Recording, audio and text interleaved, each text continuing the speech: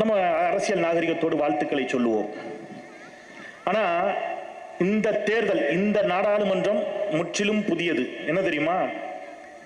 மூன்றாவது முறையாக மோடி பிரதமராக பதவியேற்றாலும் கூட, மூன்றாவது முறையாக பிரதமராக மோடி பதவியேற்றாலும் கூட பாரதிய ஜனதா கட்சியினுடைய அந்த பாசிச பற்களை பிடுங்கி எறிந்திருக்கிறார் முத்துவேல் கருணாநிதி ஸ்டாலின் எனும் மாபெரும் தலைவர். அதனால அந்த பாசிச பற்கள் இன்றி இந்த அரசு நடைபெற இருக்கிறது என்பதை சொல்லி, அதை சாதித்து காட்டிய நம்முடைய தமிழ்நாடு முதலமைச்சர் அவர்களுக்கும் ஒரு வாழ்த்துக்களை சொல்லி, நான் ஒரு 500 ரூபாய் பரிசு தரேன். யாராவது ஒருத்தருக்கு இந்த கேள்விக்கு சரியா பதில் சொல்றவங்களுக்கு 500 ரூபாய் பரிசு. அங்க ஒரு 6-7 அக்கா டக்குன்னு எந்திரிச்சாச்சு, நான் வரேன் அப்படின்னு. இந்த யூடியூப்ல எல்லாம் எனக்கு டக்குன்னு பேர் மறந்துட்டு, யூடியூப்ல எல்லாம் எங்க ஊருக்காரு, எனக்கு திருநெல்வேலி, எங்க ஊருக்காரு ஒருத்தர் வருவாரு, செத்த மூதி சவுத்து பேல, அவர் பேர் என்ன தெரியுமா? ஏங்க ஜிபி முத்து. Very good. நான் கேள்வி அது இல்லை, அதுக்கு 500 ரூபாய் தர முடியாது. கேள்வி, கலைஞர் கட்டிய அணைக்கட்டுகள் எத்தனை யாருக்காவது தெரியுமா? கலைஞர் கட்டிய அணைக்கட்டுகள் நமக்கு ஜிபி முத்துவ தெரியுது, கலைஞர் கட்டிய அணைக்கட்டுகள் தெரியல. தமிழ்நாட்டோட சாபக்கேடு. அதனாலதான் போறவன் வாரானா நம்ம தலையில முளகா அரைச்சுக்கிட்டு இருக்கான். அவன் சொல்ற பயசமான பேச்செல்லாம் கேட்டு நம்ம கை தட்டிக்கிட்டு இருக்கோம். இந்தியாவிலேயே மிக அதிகமான அணைக்கட்டுகளை கட்டிய ஒரே தலைவர் முத்துவேல் கருணாநிதி ஸ்டாலினின் தந்தை டாக்டர் கலைஞர். 42 அணைக்கட்டுகளை கட்டியிருக்காரு. நமக்கு தெரியுமா? தெரியாது. திமுக என்ன செய்தது? எல்லாரும் கேப்பா, நம்மளும் கை தட்டிடுவோம். நீங்க உட்கார்ந்து இருக்கீங்க எனக்கு முன்னாடி, எனக்கு பின்னாடி ஒரு ரயில் ஓடுது. என்ன ரயில்? Metro rail. யார் கொண்டு வந்தா? கலைஞர் கொண்டு வந்தார். ஜெயலலிதா அம்மா நம்ம கொண்டு வர எல்லா திட்டத்தையும் நிப்பாட்டிடுவாங்க. அந்த மாதிரி இந்த திட்டத்தையும் நிப்பாட்டுறதுக்கு ட்ரை பண்ணாங்க. உங்களுக்கு ஞாபகம் இருக்கும்னு நினைக்கிறேன். அன்பு சகோதரர் மாசு அவர்களுக்கெல்லாம் நல்லா தெரியும். மோனோ ரயில் அப்படின்னார். மோனோ ரயில்லாம் ஃபெயிலியருங்க, பல நாட்டில் ஃபெயிலியர் ஆகி போச்சு. மெட்ரோ ரயில் தான் சரியானது என்று கலைஞர் மிக உறுதியாக இருந்தார். இன்றைக்கு மெட்ரோ ரயில் நமக்கு வந்திருக்கிறது. நம்ம கோயம்பேட்டில் பேசிட்டு இருக்கோம். அப்படியே கொஞ்சம் போனோம்னா கோயம்பேடு பேருந்து நிலையம். அந்த பேருந்து நிலையத்துக்கு ஒரு சிறப்பு இருக்கு தெரியுமா? உங்க வீட்டு பக்கத்துல தான் இருக்கு அந்த பேருந்து நிலையம். யாருக்கா தெரியுமா அது என்ன சிறப்புன்னு? ஆசியாவினுடைய மிகப்பெரிய பேருந்து நிலையம் கோயம்பேடு பேருந்து நிலையம் கட்டி எழுப்பியவர் நம்முடைய முத்தமிழறிஞர் டாக்டர் கலைஞர். நமக்கு என்ன பிரச்சனைனா, சினிமா நடிகரை பத்தி தெரியுது. அங்க ஒரு அக்காவுக்கு எதிர்நீச்சல் வருவான், அவன் தானே இவங்கிற மாதிரியே பார்க்காங்க. இவன் டிவில வருவான், இவன் எதிர்நீச்சல் சீரியல் வருவானோ அப்படின்னு. எதிர்நீச்சல் சீரியல் பார்த்திருக்கீங்களா? பார்த்திருக்கீங்க? என்னைய பார்த்திருக்கீங்களா எதிர்நீச்சல்ல? பார்க்க முடியாது, ஏன்னா நான் எதிர்நீச்சல் நடிக்கல. நடிச்சாதானே பார்க்கறது. எதிர்நீச்சல் நடிக்கல, ஆனாலும் உண்மையை சொல்லணும்ல. அந்த அடிப்படையில் சில உண்மைகளை சொல்லுவோம். ரொம்ப நாளா இங்க ஒரு ஒரு கருத்து உருவாக்கப்பட்டு கொண்டே இருக்கிறது. அந்த கருத்தை உடைச்சிருவோம்.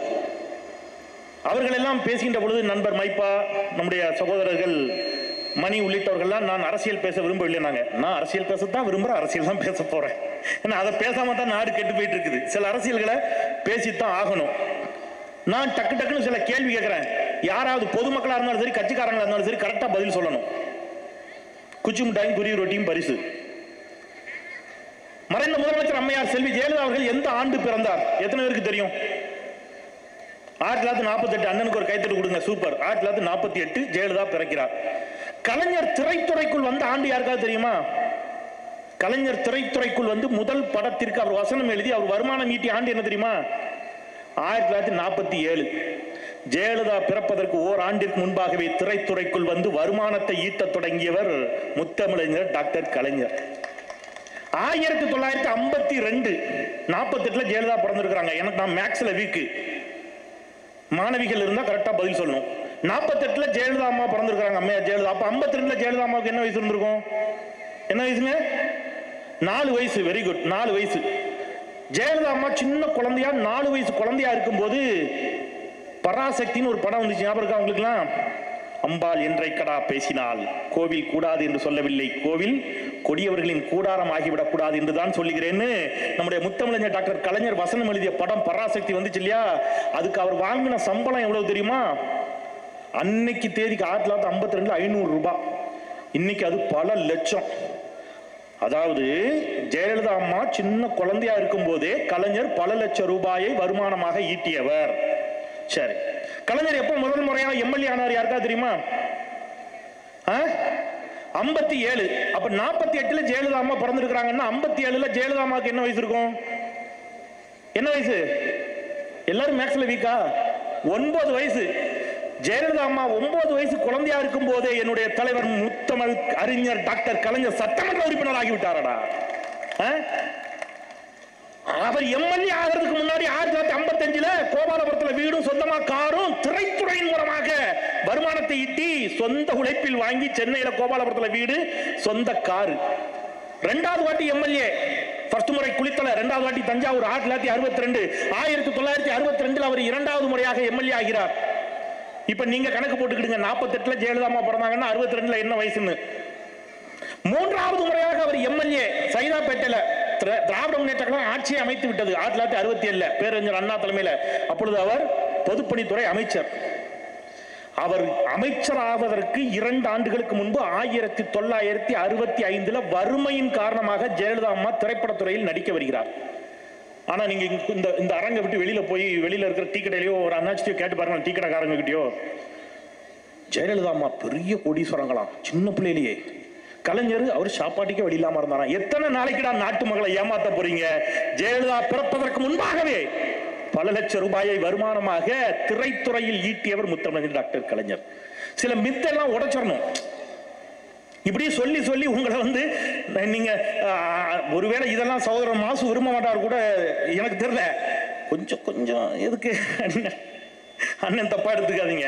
இல்லைன்னா நிறைய பேர் ஏமாத்த ஆரம்பிச்சிட்டாங்க. நம்ம இப்படியே ஏமாந்துட்டு இருக்க முடியாது. சில விஷயங்களை உடைத்து பேசித்தான் ஆக வேண்டும். 3 விஷயங்களை மட்டும் நான் சொல்லிட்டு போயிடுறேன்.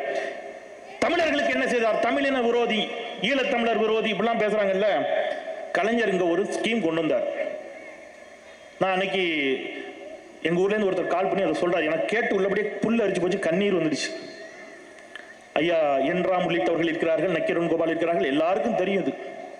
இலங்கையில, நம்ம பக்கத்து நாடு இலங்கையில 2 தமிழர்கள் இருக்காங்க. ஒன்னு அங்கே இருக்கக்கூடிய பூர்வகுடி தமிழர்கள், ஈழத்தமிழர்கள். இன்னொன்னு மலையக தமிழர்கள். மலையக தமிழர்கள்ங்கிறவங்க இங்கிருந்து வேலைக்கு போனவங்க. இங்கிருந்து வேலைக்கு போய் அங்க தேயிலை தோட்டம் இருக்கும், நிறைய டீ எஸ்டேட். இந்த டீ எஸ்டேட்ல வேலை பார்ப்பாங்க. அந்த நாட்டு கவர்மெண்ட் என்ன பண்ணுது, திடீர்னு அந்த நாட்டில் இருக்கக்கூடிய தமிழர்கள் எல்லாம் உங்க நாட்டுக்கு போங்கன்னு இந்தியாவுக்கு அனுப்பிடுச்சு. எல்லாரும் தமிழ்நாட்டுக்கு வந்துட்டான். இப்ப இவங்களுக்கு வேலை வாய்ப்பை கொடுக்கணும். என்ன செய்யறதுன்னு தெரியல. டாக்டர் கலைஞர் ஒரு திட்டத்தை தொடங்குகிறார். தமிழ்நாடு தேயிலை தோட்ட கழகம், டான் டீ அப்படின்னு ஒன்று உருவாக்கி இங்கே தேயிலை தோட்டங்களை அரசே வாங்கி ஒரு தனியாக ஒரு பொதுத்துறை நிறுவனத்தை உருவாக்கி மலையக தமிழர்கள் 10,000 பேரை வேலையில் அமர்த்தி அவர்களுடைய பசி பஞ்சம் பட்டினியை போக்கி அழகு பார்த்தவர் முத்தமிழர் டாக்டர் கலைஞர். ஈழத்தமிழர்களுக்கு இடஒதுக்கீடு தமிழ்நாட்டில் இருந்துச்சு. நம்ம எத்தனை பேருக்கு தெரியும்னு தெரியல. இங்க பிசி எம்பிசிக்கெல்லாம் இடஒதுக்கீடு இருக்குல்ல, ஈழத்தமிழர்களுக்கும் இடஒதுக்கீடு இருந்துச்சு. 91 செல்வி ஜெயலலிதா அவர்கள் ஆட்சிக்கு வந்தவுடன் அதை எடுத்துட்டாங்க. 91 ராஜீவ் படுகொலைக்கு பிறகு மீண்டும் 96 முதலமைச்சரான நம்முடைய முத்தமிழர் டாக்டர் கலைஞர் அந்த இடஒதுக்கீட்டை கொண்டு வந்து வயது வரம்பிலும் தளர்வுகளை கொடுத்து ஈழத்தமிழர்கள் பல பேர் மருத்துவர்களாக, பொறியாளர்களாக, பட்டதாரிகளாக உருவாகி பணிக்கு சென்றார்கள் என்று சொன்னால் அதற்கு காரணம் நம்முடைய முத்தமிழர் டாக்டர் கலைஞர். இப்ப இன்னொரு குற்றச்சாட்டு வைக்கிறாங்க, அதையும் உடைச்சிடணும். ஹிந்துக்களுக்கு விரோதி கலைஞர். உண்மையா? அப்படியா? மைப்பா ஒரு தீவிர வைணவர், பாசுரங்களை எல்லாம் மிக அழகாக பாடுவார்.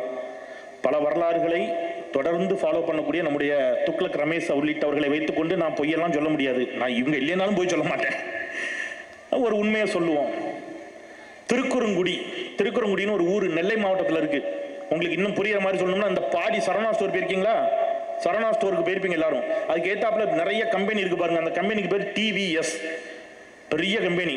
அந்த டிவிஎஸ் பஸ் முன்னாடி பஸ் ஓடிச்சு, இப்ப பெரிய கம்பெனி. அவங்களுக்கு சொந்த ஊர் அந்த ஊர் திருக்குறங்குடி. டிவிஎஸ், அதான் அந்த டீக்கு திருக்குறங்குடின்னு பேரு. அந்த திருக்குறங்குடியில ஒரு பெரிய பெருமாள் கோவில், அந்த பெருமாள் கோயில்ல ஒரு சிவன் சன்னதி. அந்த சிவன் சந்நிதியை செல்வி ஜெயலலிதா அவர்கள் அகற்றி விட்டார். ஏன் அகற்றினார்கள் என்பதை நான் இங்கே பேச விரும்பவில்லை, அது வேற ஒரு இடத்துல பேசிக்கிறேன், விட்டுருங்க. ஆனால் அகற்றி விட்டார். ஏன்ட்டா அன்னைக்கு ஒருத்தர் கேட்டார், சார் கலைஞர் ஹிந்துக்களினுடைய அப்படின்னு ஆரம்பிச்சார். நான் சொன்னேன், ஏன்பா எனக்கு ஒரு விஷயம் புரியவே இல்லை. பெருமாள் கோயிலுக்குள்ள இருந்த சிவன் கோயிலை அகற்றிய செல்வி ஜெயலலிதா அவர்கள் இந்துக்களின் பாதுகாவலர் நீ சொல்ற, நாங்க கும்பிட்ற ஐயனாறு சுடல கோயிலுக்கெல்லாம் கிடா கோழி எல்லாம் வெட்டி சாமி கும்பிட்டு இருந்தோம். அதெல்லாம் வெட்டக்கூடாதுன்னு அந்த அம்மா சட்டம் போட்டாங்க. அதை நீங்க இந்துக்களின் பாதுகாவலர்கள் அப்படின்னு அந்த அம்மாவை சொல்றீங்க. ஆனால் இந்த கிராம கோயில் இருக்கு பாருங்க, இங்க போனீங்கன்னா அந்த சின்ன சின்ன கோயிலா இருக்கும். அந்த கோயில் எல்லாம் பூசை பண்ணுவாங்க பூசாரிகள், கிராம கோயில் பூசாரிகள். அந்த கிராம கோயில் பூசாரிகளுக்கு நல வாரியம் அமைத்து ஏராளமான நலத்திட்டங்களை தந்தவர் முத்தமிழர் டாக்டர் கலைஞர். அவர் எப்படா இந்துக்களின் விரோதியாக போவார்னு கேட்டேன். அப்ப பூசாரிகளுக்கு நல வாரியம் தந்தவர், ஓடாத திருவாரூர் தேரை ஓட வைத்தவர், இந்துக்களுக்கு பிற்படுத்தப்பட்டோருக்கான மிகவும் பிற்படுத்தப்பட்டோருக்கான பட்டியலை உருவாக்கியவர், அருந்ததியர்களுக்கு உள்ளிட ஒதுக்கீடு கொடுத்தவர்.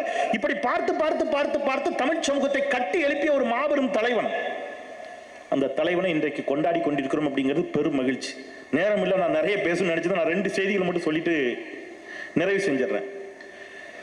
சோவையும் நம்முடைய மறைந்த மூத்த பத்திரிகையாளர் மரியாதைக்குரிய திரு சோ அவர்களையும் வாலியை பற்றியும் பேசினார்கள். அவங்க 2 பேரும் சேர்ந்து கலைஞரோடு தொடர்புடைய ஒரு செய்தி. இந்த வடகலை தென்கலை சண்டை அடிக்கடி நடக்கும் வைணவர்கள்ல. நீங்க பார்த்திருப்பீங்க, இப்ப கூட காஞ்சிபுரம் கோயில்ல சண்டை, வடகலை தென்கலைன்னு 2 பிரிவு வைணவர்கள்ல. அவங்க 2 பேருக்குள்ள அடிக்கடி இப்ப அடிப்படிலாம் கூட நடக்குது, சண்டையெல்லாம் போட்டுக்கிறாங்க. அப்படி ஒரு பிரச்சனை. ஸ்ரீரங்கம் கோயில் யானைக்கு நாமம் எப்படி போடுறதுங்கிறது வடகலைக்கும் தென்கலைக்கும் பிரச்சனை வந்துருச்சு. கலைஞரை வச்சுக்கிட்டு நடந்த நிகழ்வு இது.